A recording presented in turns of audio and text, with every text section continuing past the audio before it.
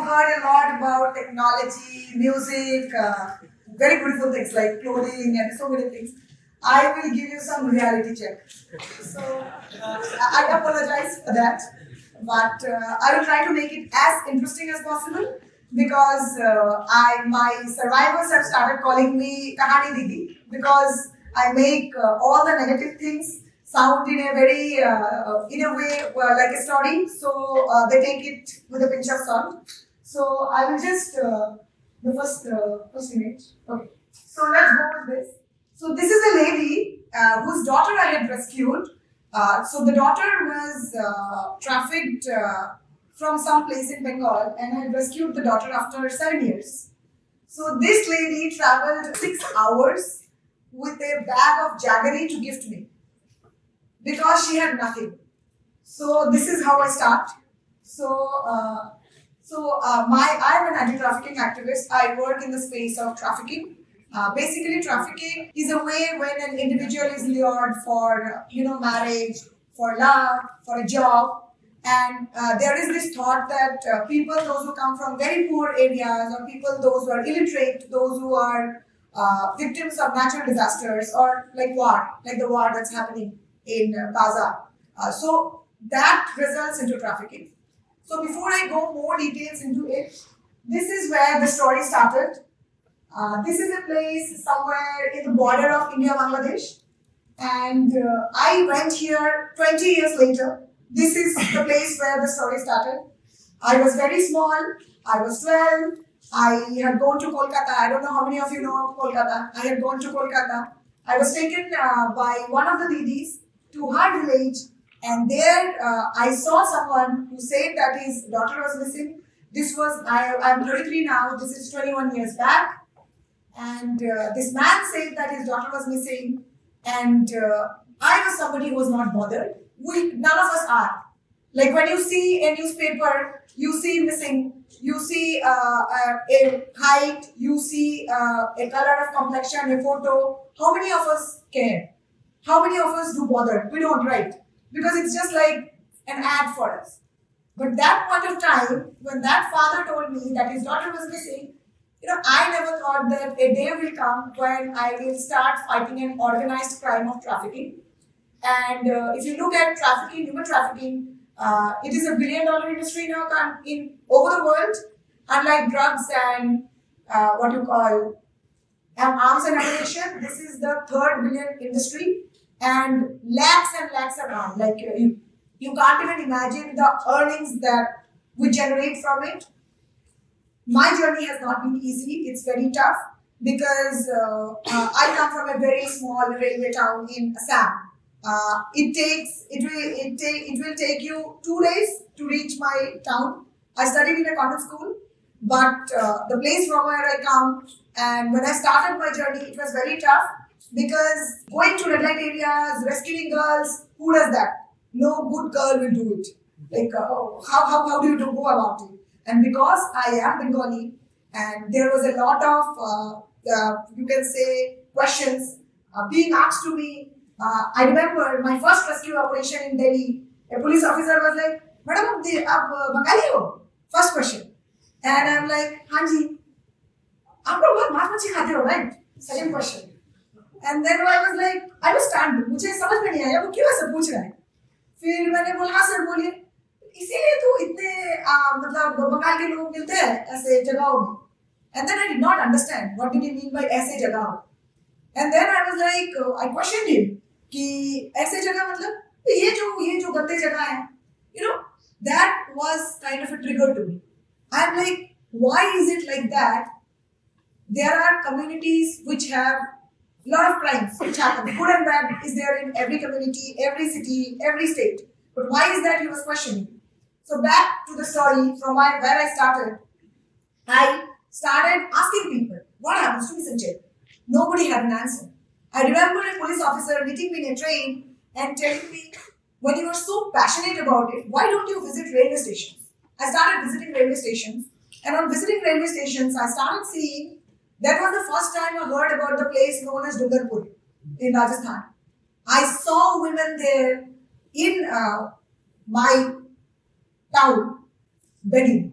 That's when I knew that, this is how people, are lured for money. They are put in some other place where they don't understand the language and they start begging. So this was my first instance. My second instance was in Nagaland when I went, where I saw a very small child.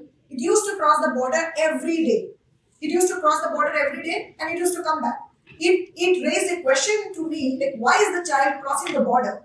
On further intervention, I found out that the child was actually peddling drugs, because it's not easy to, it is not easy to kind of find a small child peddling drugs. We always think that drugs and all are being done by people, those who are into this profession. So that was the second thing. The third thing, which kind of gave me the biggest breakthrough, was when I was in Delhi University. I studied in a very, very good college in Delhi University, and there was somebody who was following me, and for 3 days that woman was following me. I'm not sure if I can call her a woman or a girl. After 3 days, I went to her. I was like, why are you following me? She's like, आप किसी भाषा में बात करते हो जो हमारे गांव में बहुत सारी औरतें उस भाषा में बात करते हैं. And I'm like, आपका गांव कहाँ पे है? And then she said some North Indian states like Haryana, Rajasthan, Punjab, a lot of them. And I was like, क्या आप मुझे अपने गांव ले जाओगे? And she was dumbstruck. She was like, नहीं, मैं आपको अपने गांव क्यों ले जाऊँ? मुझे आपको अपने गांव लेके जाना नहीं है. And then I was like, I pulled my strings. Somehow, किसी के through I went. I can't mention the name of the person.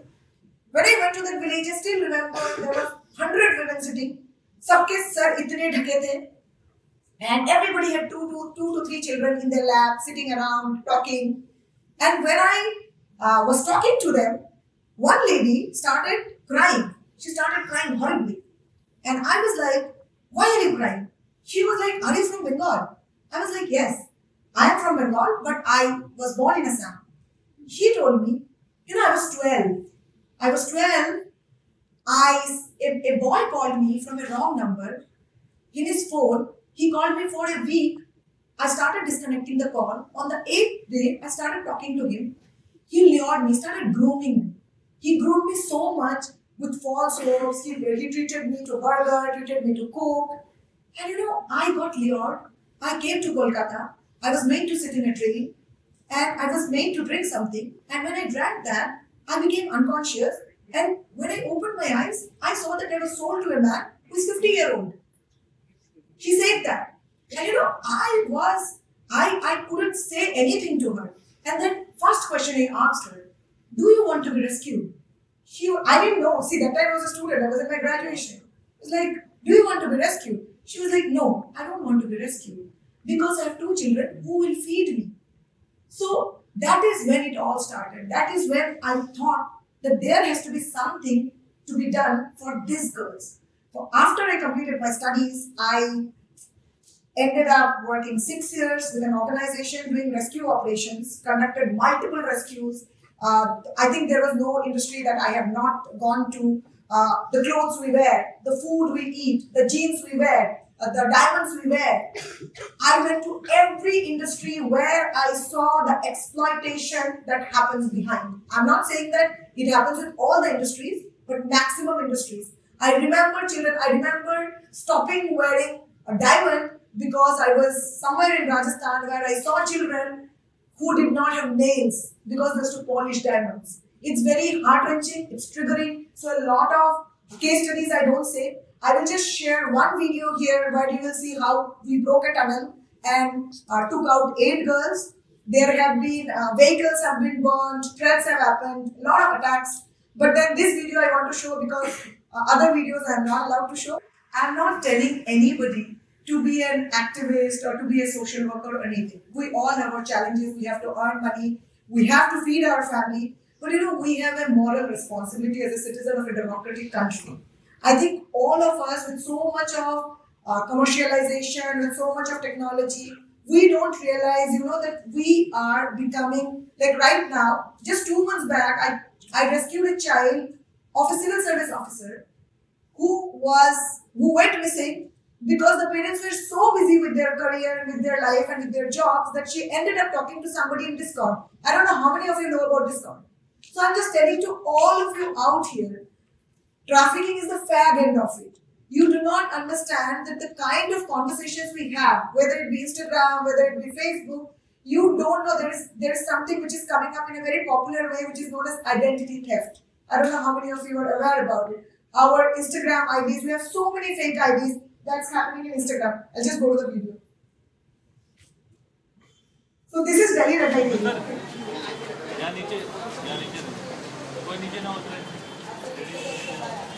एक और छापा दिल्ली के बदनाम जीबी रोड के एक कोठे पर।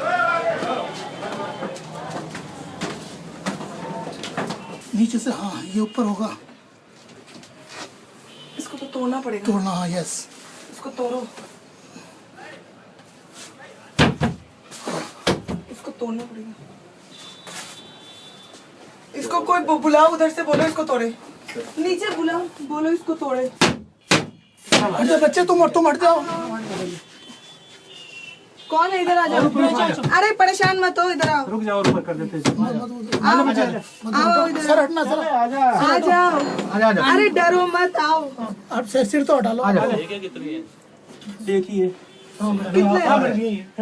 यही मैडम। चलो आराम से।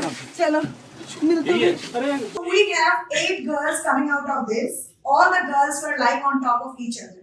So the thing is that the reason I wanted to show you this video was, we talk about trafficking, but now it has come to modern slavery. Just because a section of us are educated, we are getting a wage which is maybe what we deserve or maybe beyond what we deserve. But there is a section of population in our country who still live under so much of poverty. So I work with bricklayer workers also. I'll show you a picture. So these are all my survivors. I'm not allowed to show their pictures. Some have been sold 15 times, some have been sold 10 times, 12 times. We have rescued them. Now we are working to give them some alternative kind of livelihood because, the so-called India is a developing country, of course, with so much of globalization and development. We still fail to understand that a section of our country is below the poverty line. And states like, you are in Jaipur, you are in the capital of Rajasthan, so you don't know there is a part of Rajasthan which is really poor. I still remember traveling to Jaisalmer, and there was this lady who walked 10 kilometers to get me one glass of water. And there was this much mud in the water, but I still drank it because she walked 10 kilometers. So the thing is that the whole concept of not having gratitude is something that all of us lack. We have so many things, but still we keep comparing our lives with somebody else. I will just show you a picture of a lady who breaks 900 bricks every day and she gets 200 rupees. I will just show you a picture. Can you go back? Yeah. So this is the lady. She and her husband has been making bricks for the last 20 years and she is getting 200 rupees a day. I have survivors, I have girls who stitch the saris that we wear. They put, silver in the saris and they get 10 rupees a day. The reason I'm talking to you about this is because there is no conversations on topics around this. I'm not even talking to you about trafficking. I'm just telling you that, poverty in our country is so ingrained. I have rescued thousands. Now, if you ask me how many girls I have contact with, I will tell you I have contact with around 500 of them. Because there are multiple reasons due to which they don't want to keep contact with me. There is a girl, there is a gleam of hope of a story of a girl whom I rescued. I'll just share the picture. Yeah. So this is a girl I had rescued. She was 12 when she was sold off. We rescued her. We told her father not to get her married. He got her married. Now she's 17. She has 2 children. And imagine, the husband was not told that she's a traffic survivor. He divorced her. He's into drugs and all of this. We have bought her goats, 6 goats. But will that sustain her? The question is no. The reason is that, we talk about development, we talk about technology. I have people, I'm in Bangalore. I have people telling me to teach them STEM, to teach them digital marketing. Yesterday I was telling to all the people who are sitting with me, but is it actually possible? We talk about digital India. I appreciate it. But digital India is possible in only places where internet is accessible. The places where I work, I'll just show you a video, few seconds video, you will see the places where I work, there is just water. There is just water and on top of that there is a hut. We don't realize. I am here to make you aware that, we all are individuals, we all have our own life, I appreciate it. But please note that do not go with a horse's approach. The horse just looks like this. Please look around you. Please see. Nobody is telling you to come out of your comfort zone and help somebody. Just that your one call can help. You just being a little bit proactive can change somebody's life. I have many stories. I have faced many challenges. But right now, when I'm talking all out in the open, when I go to US, everybody has become a friend. So I realized one thing in my life. Prosperity makes friends. Adversity tries them. And I have faced it so much in my life. I taught in a very good college for 2 years, but I couldn't do it.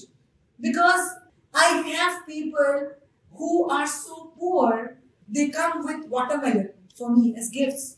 So whenever I feel like, to quit, the only thing that keeps me going is the girls I have rescued. I don't know whether a lot of people tell me that you are a goddess. Nothing like that. I'm just a simple, normal human being trying to do what I can. Before I end, I would just request all of you, please follow your passion. You will have a lot of hurdles coming your way. There will be many people to stop you, but follow your passion. Earn money. It's important, but always know that. Try to make your passion in a way that you are able to earn money through it. Because believe me, if you just earn money, after a point of time, you will not be able to continue. Because you will be thinking that you are like a machine. You are just working. You are not following your passion. So following your passion is very important. Challenges will come. I get death threats now also. I am someone, if I go to Delhi, I have to be very, very careful. Because I'm constantly followed, I'm constantly tracked, people continuously try to harm me. There have been attacks of blade attacks, there have been, people have thrown chili powders, many things, many attacks, so many attacks I can't even say. So many people who worked with me left, some died, but I don't know what keeps me moving. The thing that keeps me moving is the children, their smiles, and I still remember my first rescue. The girl came out to me and told me, one thing which I remember all my life is, my mother gave birth to me. But you taught me to live. Because I rescued her after she was kept confined in a room for at least 3 years. So that was the thing, and that is what keeps motivating me whenever I feel like quitting. Thank you.